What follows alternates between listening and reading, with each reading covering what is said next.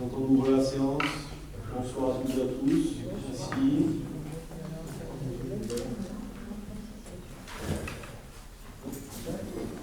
Alors on va faire la séance. Donc je vous annonce comme la fois dernière que nous sommes à huis clos. Pour les raisons que vous savez, ça dure déjà depuis plus longtemps, on a tous marre, on le sait. C'est bien que ça s'arrête. Et bon, malheureusement ça continue. Ça risque même d'empirer dans quelques semaines ou dans quelques jours. Donc désignation d'une secrétaire de séance. Bien, c'est le corps du secrétaire de séance qui va donc nous faire l'appel. Merci. Bonjour. Angèle Cobot. Présent. Karine Molitor. Présent. Antoine Rousseau. Présent. Mireille Schneider. Laurent Tortosa. Là. Hélène Lavergne. Oui. Jean-François Guilleton. Oui. Richard Béraud. Oui. Emiliana Braner. Oui. Patrice Quéroche. Ariane Caro. Oui. Céline Combe. Là. Lucie de la Cruz. Absente. Donne le pouvoir à Hélène Lavergne. Sabine Bourrin. Ça devrait arriver, mais bon. Romain Hernandez. Présent. Cyprien Paris. Présent. Jean-Claude Rome. Présent. Angélique Roussol. Présent. Christian Roussel. Présent. Pilar Salessin. Présent. Arnaud Zapria. Présent. Estelle Villanova. Et Madeleine Buquet. Présent. Bien, merci. Donc, vous pouvez constater que nous avons le quorum. Donc, tout va bien, c'est parfait. Donc, approbation du PV de la précédente séance. Donc, comme d'habitude, puisque il n'y a rien qui a été remonté. Donc, qui est contre? Qui s'abstient? Donc, le PV est approuvé, merci. Et il passe à la signature. Pendant que Christelle le fait signer. Nous allons pouvoir continuer. Donc, première délibération. Donc, délibération numéro 1, donc, sur les documents, donc 2021, puisque l'année a changé, vous avez vu, c'est super. Donc, autorisation au maire de signer une promesse unilatérale d'achat avec la SAFER pour les parcelles cadastrées B0472, B0475 et B0476. Donc, je vous en avais parlé la fois dernière, si vous vous en souvenez, en info du maire, où il y avait 3 parcelles sur la route, sur le départemental, à côté de l'endroit de M. Mercier, là, juste avant le croisement du tel d'Alarme. Et donc, le prix d'achat se décompose de manière suivante. Donc, le prix d'acquisition est de 14 000 €. Les frais d'achat répercutés donc, sont de 1 892 €. La rémunération SAFER de 1 680 €. Les frais de dossier de 300 €. Les frais de portage par la SAFER de 228 €. La TVA de 3 620 €. Soit un prix d'achat de 21 720 € TTC. Hors frais de notaire, donc estimation des frais de notaire à 1 900 €, ce qui porterait à 23 620 €. Donc, il est donc maintenant nécessaire de signer une promesse unilatérale avec la SAFER. Est-ce qu'il y a des questions à ce sujet? Qui est contre? Qui s'abstient? Adopté. Merci. Délibération numéro 2, donc création de 2 postes. Donc un poste de brigadier chef principal et un autre d'adjoint administratif. Alors je vous rappelle que conformément à l'article 34 de la loi du 26 janvier 1984, les emplois de chaque collectivité sont créés par l'organe délibérant. Donc je vous propose aujourd'hui de modifier le tableau des effectifs afin de permettre le recrutement d'un nouvel agent de la police municipale. Ce nouvel agent, comme on l'a annoncé, arrivera le 1er avril sur Roubaix. La réintégration, puis le détachement auprès de la fonction publique d'État d'un agent administratif actuellement en disponibilité aux convenances personnelles, conformément à la procédure statutaire en vigueur. Donc je vous propose de créer les postes suivants à compter du 1er février 2021. Donc un poste de brigadier chef principal à temps complet et un poste d'adjoint administratif à temps complet.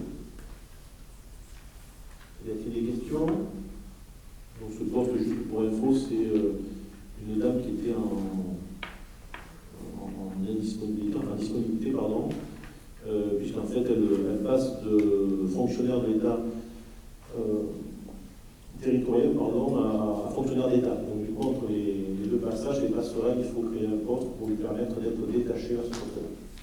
C'est une personne qui était à la mairie à l'époque, qui partait en dépression et qui a fait le choix de changer de métier. Voilà. Qui est contre? Qui s'abstient? Adopté, merci. Donc, délibération numéro 4. Donc, l'autorisation gouvernementale. Pardon? Ah, je ne pas oublié. Non, je suis bien sur la 4. Ah non, pardon, excusez-moi. La 3, excusez-moi. Oui, je l'ai trouvé. Donc, l'autorisation gouvernementale. Merci. De demander une subvention dans le cadre de la DSIL exceptionnelle. Et donc là, je laisse Antoine qui va nous faire cette délibération. Oui, donc il s'agit d'un projet de délibération pour une DSIL exceptionnelle, donc une dotation de l'État, suite à la décision du gouvernement de créer une enveloppe exceptionnelle dans le cadre de France Relance. Vous en avez certainement entendu parler. Et donc en l'occurrence, il s'agit notamment des projets de rénovation énergétique des bâtiments publics. Donc la notification de la préfecture nous a été adressée le 15 décembre 2020 et nous avons jusqu'au 13 janvier 2021, soit 4 semaines en comptant les 2 semaines de Noël pour faire ce dossier. Et donc avec un super travail des fonctionnaires et puis de quelques élus et de 3 administrés que je tiens à remercier parce qu'ils nous ont particulièrement aidés à faire ce dossier, donc M. Savornin Richard, M. Mercier-Christian et M. Fabry-Jacques qui nous ont aidés tout simplement à monter les devis, faire le dossier, faire une étude. Et donc dans ce cadre-là, nous avons déposé une demande de subvention à l'État pour la réalisation de 4 opérations sur le bâtiment de la mairie. Le bâtiment de la mairie qui comprend bien sûr la mairie, les logements des personnes qui sont des 2 appartements et l'école élémentaire. Et donc sur ce bâtiment de la mairie, il y aura 4 postes de dépenses, une étude complète qui permettra d'orienter les travaux, le changement de toutes les menuiseries, ça représente quand même 59 menuiseries, je crois que c'est 54 fenêtres et 5 portes. L'isolation des plafonds et des sous-sols, on est allé, on a fait une visite avec François Lavergne et Laurent Tortosa des combles de la mairie, on a pu voir qu'il n'y a pas d'isolation du tout, donc ce sera pas du temps perdu. Et l'éventualité de changer la chaudière si l'étude qui est mandatée nous le recommande, puisque c'est une chaudière au fioul qui est donc particulièrement émettrice de CO2, et donc dans le cadre du plan relance et de la transition énergétique, il s'agirait de changer cette chaudière, soit par une chaudière à granulés bois, soit par une pompe à chaleur, enfin, soit de ne pas la changer si l'étude recommande de ne pas la changer, mais en tout cas c'est prévu, si c'est nécessaire, dans l'étude qui a été faite. Voilà. Écoutez, le plan de financement, je peux vous le donner rapidement. Hein. Il s'agit de 4 000 € en gros d'études et puis 350 000 € de travaux, hein, parce que c'est beaucoup de travaux. Et tout ça, ce serait subventionné à hauteur de 65%, donc 40% par l'État, et le reste, donc les 25% qui restent, par l'ADEME et la région, puisque pour toutes les opérations de rénovation énergétique, vous savez que l'ADEME et la région, qui souhaitent être la première région d'Europe à énergie positive, financent un certain nombre d'actions. Donc voilà, ce serait quelque chose qui serait quand même fortement subventionné par l'État et la région. Donc, monsieur le maire, je peux lire la proposition de délibération. Oui, pardon. Juste pour préciser que sur le plan financier, ça ne faisait pas partie des priorités, si ce n'est que quand il y a des dotations qui se présentent comme celle-ci, on ne peut pas passer à côté. Il y avait des travaux à faire, des gros travaux quand on voit l'état de délabrement des locaux. Et des menuiseries particulièrement, il fait très froid en hiver, il fait très chaud en été, et donc du coup on a sauté, le travail qui a été fait était un gros travail sur un laps de temps assez réduit, mais parce que justement il y avait des grosses subventions à aller chercher et que dans des communes comme les nôtres, c'est ce qu'il faut faire en fait, aller chercher ces subventions un petit peu partout. Donc voilà, c'est juste pour préciser que oui, c'était des gros travaux, mais que derrière effectivement les dotations que l'on avait en contrepartie de justifier pleinement de le faire maintenant.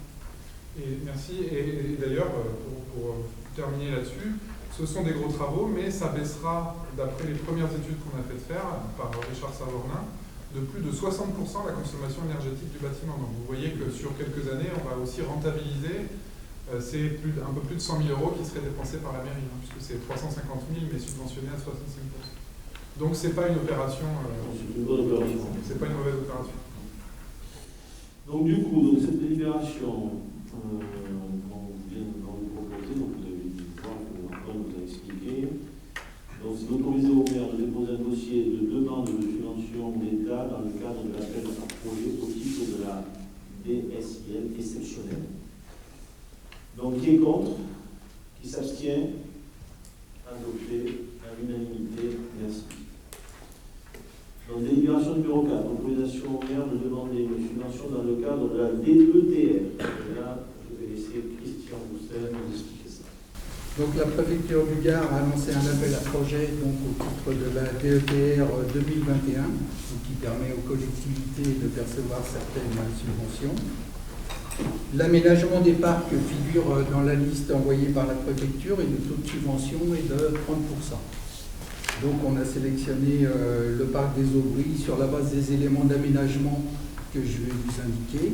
Donc création d'une dalle podium, réfection des allées existantes, remise en état et agrandissement des cheminements piétons, la reprise et la mise en place de nouveaux coffrets avec éclairage des cheminements piétons, le poste du portail de fermeture en bas du parc des Aubries, côté rue du Parc, remplacement de grillage usagé, remplacement et création de jeux pour enfants, et enfin installation de modules toilettes PMR.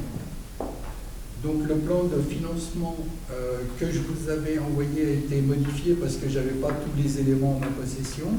Donc le plan de financement va se décliner de cette façon-là. Dépenses, travaux 62 700, aléas 7 300, donc total 70 000. Le financement, la DETR 30%, donc 21 000. Autofinancement 49 000. Merci. Est-ce qu'il y a des questions? Oui, Madame Buquet. Oui, vous avez dit que vous nous avez envoyé le plan de financement, mais moi, je n'ai rien reçu. On vous a pas envoyé le projet de délibération? Non. Non.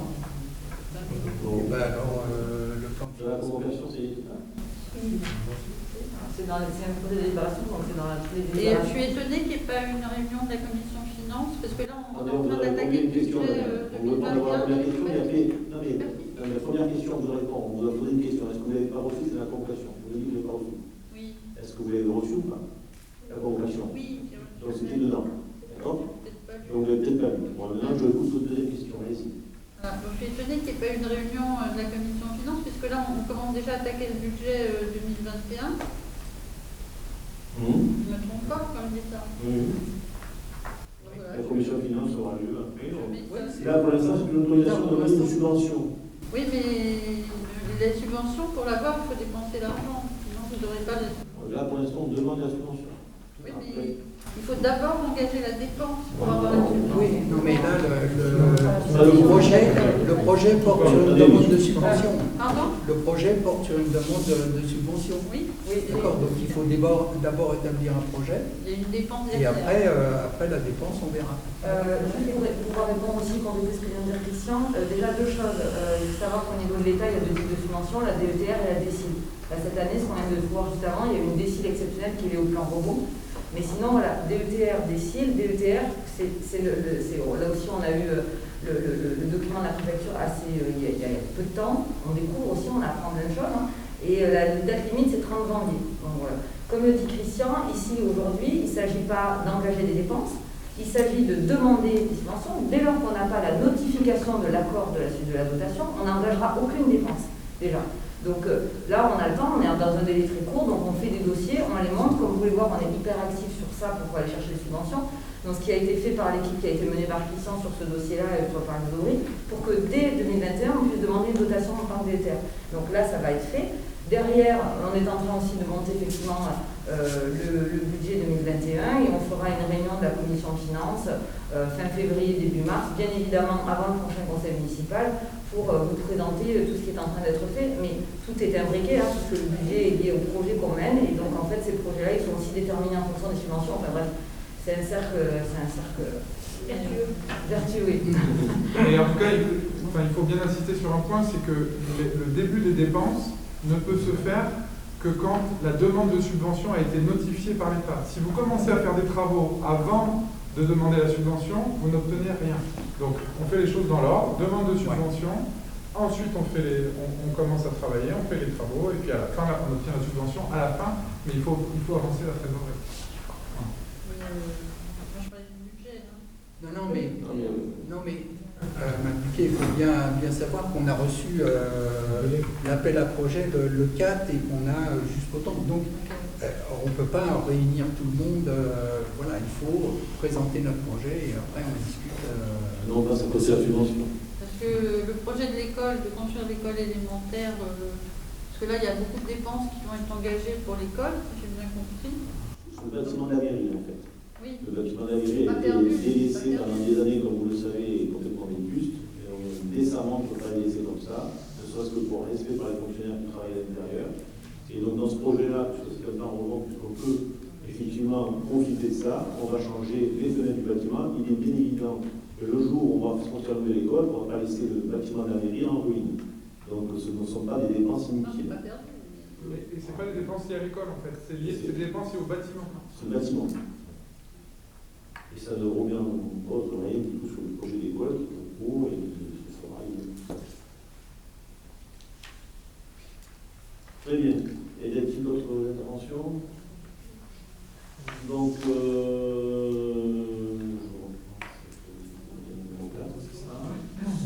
autorisation au maire de déposer un dossier de demande de subvention d'État 2021. Qui est contre? Qui s'abstient? Adopté à l'unanimité. Merci.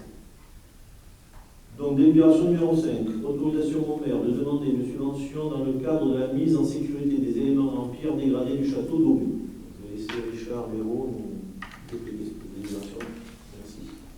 Voilà, en fait, ça fait suite à la visite que l'on a faite au mois de septembre, le 10, avec la DRAC. Et on a fait la visite du château et pour évidemment voir un peu ce que l'on peut faire, parce qu'on travaille pas mal en ce moment avec eux. Et il s'est avéré que des éléments structurels importants menacent de tomber. Donc ils nous ont demandé de faire des devis concernant la mise en sécurité de certaines parties, c'est essentiellement du côté de la médiéval. Voilà. Merci. Enlève le masque. Enlève le masque. Et donc c'est des éléments, des chapiteaux au-dessus des portes, des voûtes et tout ça qui sont à reprendre. Donc on a fait faire des devis et il y en a un, celui de l'entreprise CRV Patrimoine qui est ressorti bien placé pour un montant de 20 780 €. Donc on demanderait une subvention à la DRAC à hauteur de 40%, qui équivaut à 8 312, ce qui laisserait un autofinancement à la commune de 60% de 12 468 €. Très bien, merci. Est-ce qu'il y a des questions? Des éclaircissements? Ces travaux seraient faits tout de suite après le vote du budget, évidemment. Donc, autorisation au maire de demander une subvention dans le cadre de la mise en sécurité des éléments en pierre dégradée du château. Trouvé. Et contre? Qui s'abstient? Adopté. Merci à l'unanimité. Donc, ce conseil est presque fini. Nous avons passé toutes les délibérations. Je vais donner donc des informations. Donc j'ai deux informations à vous donner. Dans la décision donc, de confier à MB Avocat, représenté par Maître Merlin Guillaume, la défense des droits et intérêts de la commune devant le tribunal administratif de Nîmes en qualité d'avocat dans le cadre de l'affaire Musso, donc de son refus du permis de construire. Donc, Musso, je pense que ça fait 12 ans qu'il est dans l'affaire avec la mairie, un peu long, comme ça. Donc, je pense que le monsieur qui faut quand même le refuser pour des raisons qui sont. Il est sur le quartier de Garibouille, donc il n'a pas la possibilité d'avoir l'eau, et donc c'est compliqué. Donc il n'accepte pas, ce que je peux comprendre. Et donc du coup, il a mis la commune au tribunal. Je pense qu'il avait essayé à l'époque, Il l'avait fait, mais à la mairie d'Aigueville. Voilà. Bon, là, Parce qu'il y avait ce problème d'eau, justement, qui avait été refusé à ce niveau-là. Et donc aujourd'hui, je ne sais pas pour quelle raison, ça a été refusé, parce qu'il l'a représenté. C'est un deuxième permis qu'il a représenté. oui. Et il fait un ensemble immobilier, il fait plusieurs appartements, je crois. C'était ça qu'il a fait. Ouais, mais je crois que c'est surtout parce que c'est suite au dernier PLU, sa zone avait changé, il était plus constructif, alors qu'il était juste avant, et qu'il n'avait pas fait les documents qui vont bien au niveau de l'urbanisme pour pouvoir bloquer pendant 18 mois et des choses comme ça. Bon, bref, c'est au tribunal, voilà, pour vous informer de ça. La deuxième chose, donc, c'est l'expertise de la contamination au plomb. Donc, je voulais vous informer que nous avons eu la première réunion mardi 5 janvier à 14h30 à la CCRVD. C'est concernant, vous savez, la présence de plomb dans la cantine. Donc, au départ, c'était ça. Donc, il y aura une deuxième réunion vendredi 5 février à 9h en mairie. Donc, c'est BKT, donc monsieur Bernard Kavinsky, qui est donc le bureau d'études techniques des fluides, est expert désigné par le tribunal administratif. Donc, pour faire simple, nous, pour vous faire en retour cette première réunion, parce qu'elle me semble très importante. Comme vous le savez, suite à une analyse d'eau, nous avons découvert qu'il y avait de plomb à la cantine. Suite à ça, nous avons pris à bras-le-corps le sujet et je n'ai pas voulu, ainsi que les élus majoritaires et les services techniques ici qui sont avec nous, les gestes que nous avons discuté, que ça en reste là. Il fallait absolument regarder si on n'avait pas d'autres soucis ailleurs. C'est là que nous avons découvert que nous avions du plomb dans l'eau, dans l'école élémentaire, dans le bâtiment de la mairie, dans d'autres endroits. Donc nous avons fait un tas de travaux. Vous avez dû le voir tout le long. On a eu des travaux à droite et à gauche. On a percé la route pour chercher encore les ficelles de plomb et enlever tout ça. Dans ces analyses d'eau, on n'avait pas des taux minimes. On avait des taux qui étaient 7, 8, voire 10 fois supérieurs à un an, ce qui est un scandale. C'est inadmissible. C'est-à-dire qu'on a un problème sanitaire, on a empoisonné pendant des années les personnes, et notamment les enfants. J'en fais partie, parce que j'ai fréquenté cette école comme beaucoup d'entre vous ici autour. Bon, bref. Donc, du coup, aujourd'hui, l'expert qui a été désigné, parce que suite par le tribunal, pour pouvoir regarder, parce qu'en fait, le plomb que nous avons, ce qu'on n'avait pas encore identifié, à la cantine, nous avons du plomb, visiblement, à l'intérieur de la cantine, mais pas avant compteur. Bon, là, c'est un problème d'experts, ils vont regarder, est-ce que c'était bien regardé, etc. Bon, bref. Mais il a raison, il va aller beaucoup plus loin. C'est-à-dire qu'on va analyser plusieurs secteurs d'eau dans le village d'Aubé pour être sûr qu'on n'ait pas du plomb ailleurs. Et ça, c'est quelque chose qu'il faut vraiment prendre en compte, et je m'adresse à Pilar, à toi directement aussi, puisqu'on prend nos responsabilités, donc vous pouvez le marquer aussi aujourd'hui. Je prends mes responsabilités en tant que maire, tu les auras aussi en tant qu'ancien magistrat, et j'espère qu'on n'aura pas de problème plus grave, parce qu'on se trouvera tous les deux assis au tribunal. Ça, c'est sûr. Mais il faut savoir qu'on avait régulièrement toutes les analyses qui étaient faites. Ouais, donc elles n'ont jamais été relevées négatives ou alarmantes. Et c'est ça le problème.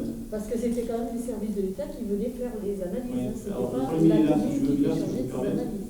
C'est que les analyses, elles sont uniquement sur la bactériologie, jamais sur le plan.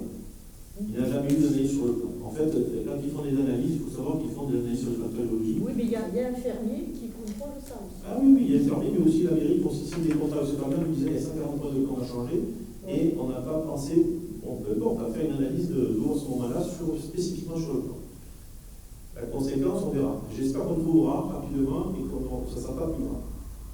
Monsieur Tortosa? Non, c'est pour dire ce que tu viens de dire, c'est les analyses faites par l'État, le laboratoire Carso, sont que des analyses de bactéries.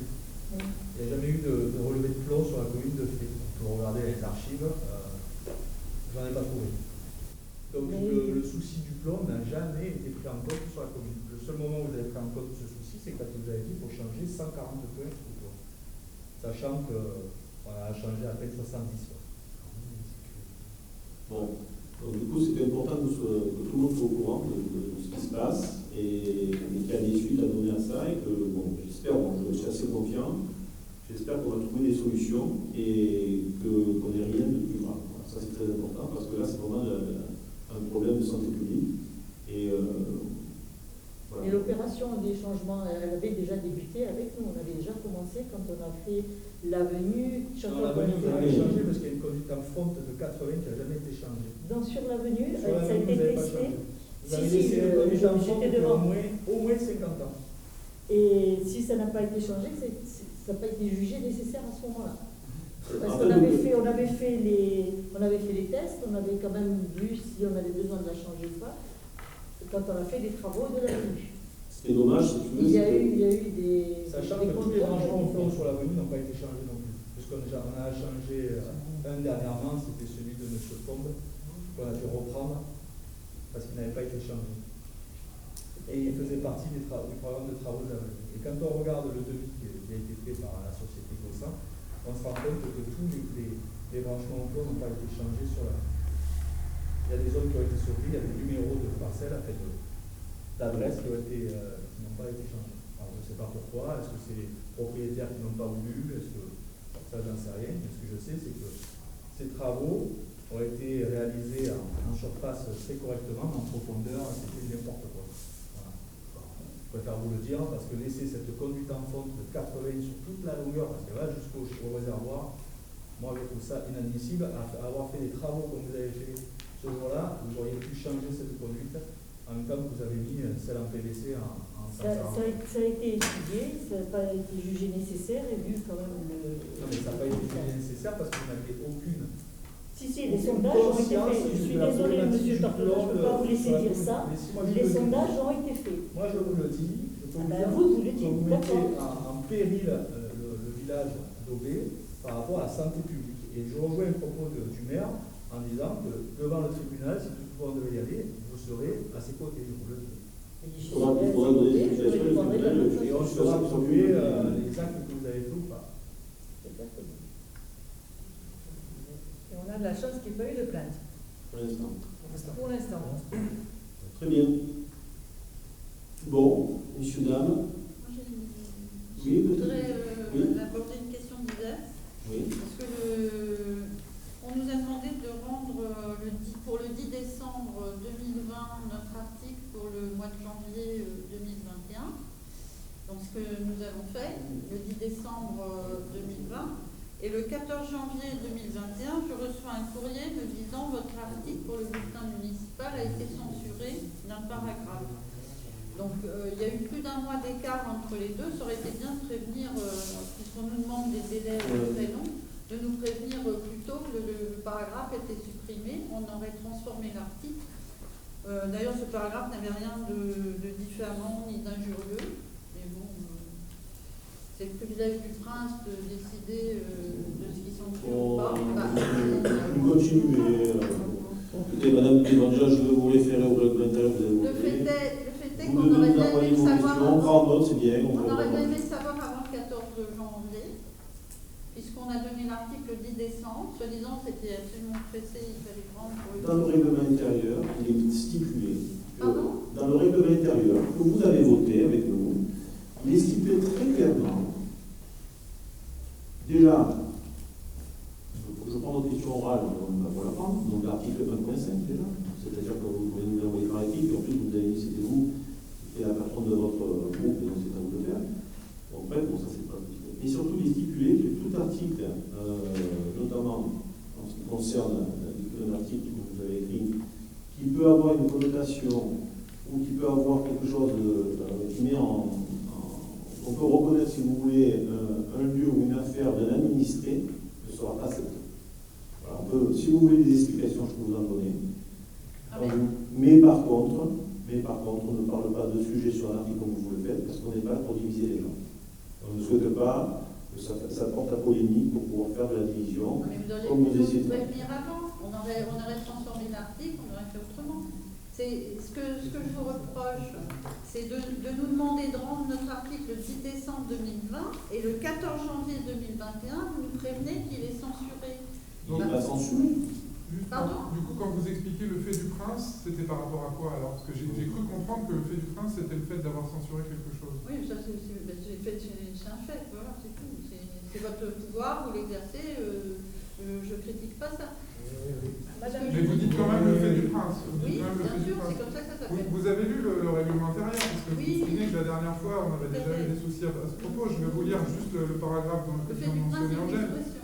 Tout texte C'est votre comportant des pouvoir, risques, vous l'exercez, c'est comme ça. tout Je remets texte pas ça en cause. comportant des risques de Je troubles vous à l'ordre, demande à la simplement- sécurité et à la tranquillité Je publique, viens de le lire. ayant un caractère diffamatoire, injurieux ou manifestement outrageant, ou dont le contenu porte atteinte à l'honneur ou à la considération d'une personne, de nature à engager la responsabilité pénale du maire, ne sera pas publié. C'est écrit noir sur blanc. C'était mis, ça correspond Pour pas, vous. ça. C'est pas grave. Ça aurait été quand même correct de nous prévenir dans les délais raisonnables, de façon à ce qu'on puisse modifier notre article. Voilà. Parce que vous avez eu plus d'un mois pour réagir. Bon, c'est quand même conséquent. Moi, je voulais vous rappeler quand même que quand les commissions ont été mises en place, la seule commission à laquelle il n'y a pas eu de candidat de votre part, c'est la commission communication. Bah oui. Alors après, venir constamment faire des remarques sur la communication, vous pouvez participer à la commission communication. C'est la seule dans laquelle vous n'avez pas voulu venir. Tout à fait. Donc après, vous ne placez pas en victime. Non, mais ça n'a aucun En rapport disant avec qu'on le fait, c'est le financier. fait du prince et c'est le reste. Au bout d'un moment, ça devient fatigant. Non, C'est-à-dire que si vous pensez faire avancer le débat et proposer une opposition constructive, il va falloir vous y prendre autrement. non, mais Et non, parce que là, c'est ça pas du commence tout à ça. être fatigant. On n'est pas du tout. Enfin, c'est pas du tout le sujet de mon intervention. D'accord, ok. Moi, je vous le rappelle. C'est pas le sujet de mon intervention. Simplement, je Et- pense et- et qu'un très- mois de délai, c'était beaucoup pour rendre l'article un mois avant, plus d'un mois avant. Et vous auriez eu le temps de nous dire que vous alliez le censurer, on l'aurait peut-être corrigé, on l'aurait peut-être modifié, etc. Oui, c'est là que j'ai largement suivi. Oui, parce que ça c'est important aussi de le dire, parce que si on avait voulu censurer, on aurait enlevé beaucoup plus de choses. Parce que vous êtes au-delà des 5% qui vous sont autorisés pour pouvoir s'exprimer sur le bulletin municipal. Donc, vous voyez, non, mais la prochaine fois, vous avez raison. On se mettra au 5%. Mais par contre, faites attention, 5%, Non, c'est mais pas il faut grand-chose. prévenir dans les temps. Enfin, je ne sais pas pourquoi vous nous avez demandé le 10 décembre de donner notre article pour le 14 janvier, de prévenir qu'il était censuré. Alors, non, il est pas Écoutez, censuré. on peut vous donner notre calendrier, comment ça s'est passé, mais en gros, il y a les 15 jours de Noël, il y a la mise en page par la fonctionnaire, Madame Chalessin sait bien comment ça marche. On fait un nouveau bulletin municipal, donc ça demande des réunions supplémentaires parce que tout simplement il faut un peu se caler, etc. Donc on a demandé aux associations du village de nous envoyer les choses au mois de décembre aussi. Personne n'est venu râler en disant pourquoi le bulletin n'est pas sorti. Alors il va sortir ce bulletin, ne vous inquiétez pas. Vous aurez votre petit mot, la parole à la commission dedans. Maintenant, comme le dit Hélène, si vous voulez vraiment travailler, construire des choses, etc., participer aux commissions. Regardez, vous avez votre collègue Véronique Noré, qui était sur votre liste, qui est venue participer à 3-4 réunions sur le bulletin municipal. Ça s'est très bien passé avec elle. Communiquez avec elle si vous voulez, mais arrêtez de faire ce genre d'enfantillage en conseil municipal. On perd du temps et en plus on y passe tous de la mauvaise énergie, c'est pas agréable. Encore une fois, tout a été fait dans les règles. Après, si on est lent, écoutez, il faudra accepter qu'on ait des marques de progression et puis c'est tout. Je voulais Je voulais revenir sur le fait aussi qu'on a récupéré tout ce temps qu'on est une commune désastreuse. Et là, je serais curieux de mesurer le temps de parole qu'on a eu sur un risque sanitaire qui nous couvre pour demain et le temps de parole qu'il y a eu pour notre petit article. On a un vrai problème sur l'eau et là on débat sur un article. Alors oui, on essaiera d'aller un petit peu plus vite, mais il y a un vrai problème sanitaire avec l'eau sur l'eau et ça a duré 30 secondes. Et là on doit être à 1 minute 20. Il faut avoir des priorités. Alors, on essaiera d'aller un petit peu plus vite, mais il y a eu des choses un petit peu plus urgentes. Donc, vous êtes passé après les problèmes de l'eau. Très bien. D'autres interventions? Merci. Alors, on clôture cette instance officiellement.